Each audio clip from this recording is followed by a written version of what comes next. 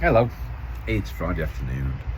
I've got back from the count for the Warwickshire County Council elections, and this was at Coleshill Leisure Centre, and this was for those wards that are within North Warwickshire. I think there were 7, and it's been a clean sweep for reform.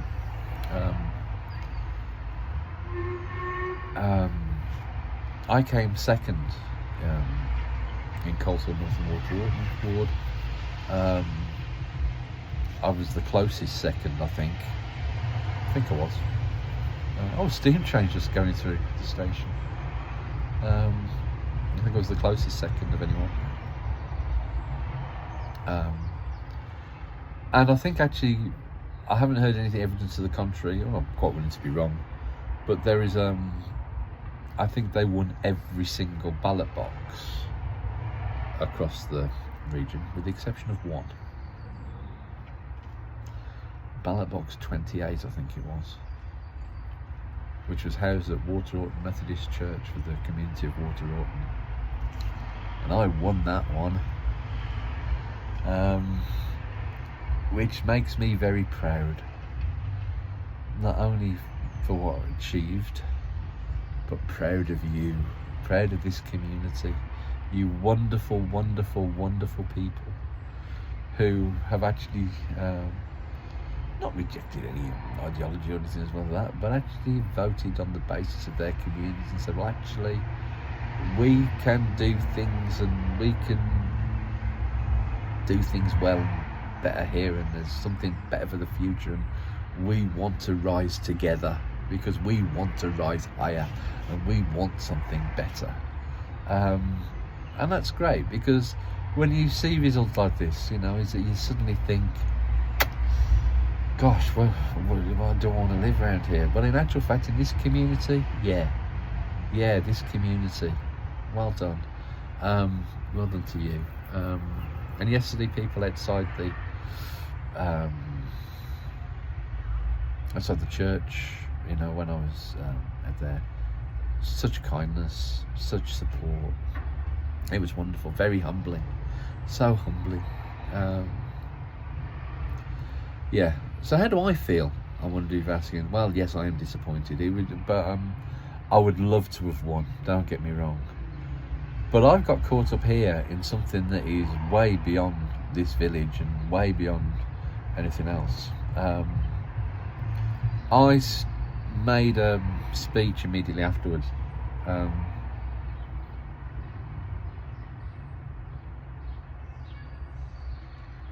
And I detailed that the campaign that I ran, where I earned the votes, you know, that sounds very arrogant, but what I mean is by that, well, let's just use this as an example, because there was another independent who had been the Reform candidate in the general election and was slated to be the Reform candidate for this ward.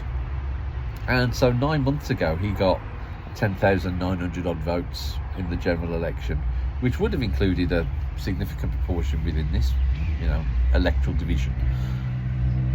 And he scored 22 votes.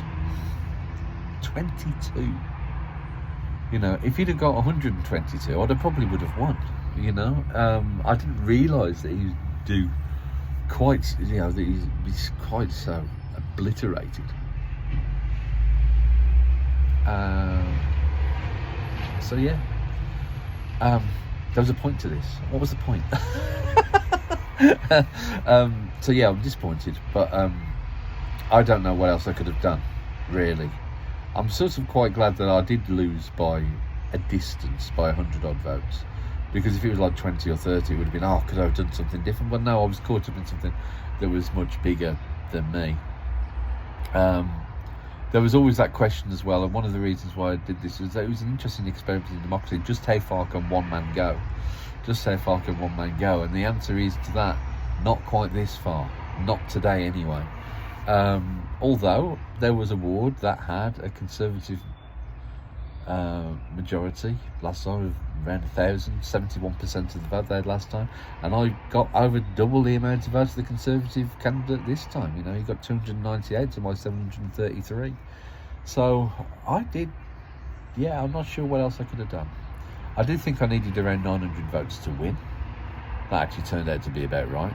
And I didn't quite get what I needed. No, composite, you know, whatever happens. But what does this mean for me? Well, I was a borough councillor before, I'll be a borough councillor now. Still am.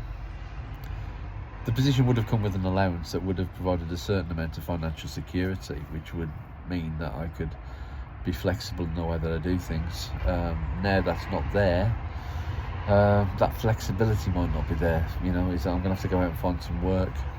I'm very lucky that I get well paid for what I do when I can pick up the work. So yeah, and that might mean is that but you have to put the needs of your employers first then, and those kind of things. That doesn't mean that I'll stop meeting my obligations. I will meet every single one of my manifesto obligations I've made, but it does mean is that if people want me to work on a Monday, well, that's going to impact on things like Spud Club and stuff like that in terms of my personal involvement. But I think the community's shown that he wants to step up to the mark, and I think that's important that happens going forward as well. So anyway, that's where we're at. I suspect that Reform, I can't imagine they haven't done anything but got a majority at County Council.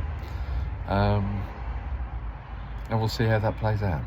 But for now, thank you for the help and support and kindness that you've shown to me. I'm sorry, I really am. I'm really sorry that I couldn't bring it home on this occasion. People say, oh, you'll learn for next time. I don't know there's going to be a next time. I really don't. I'm knackered. But yeah, but thank you. You know, and I'm sorry. But take care, and I'll see you all soon. All right.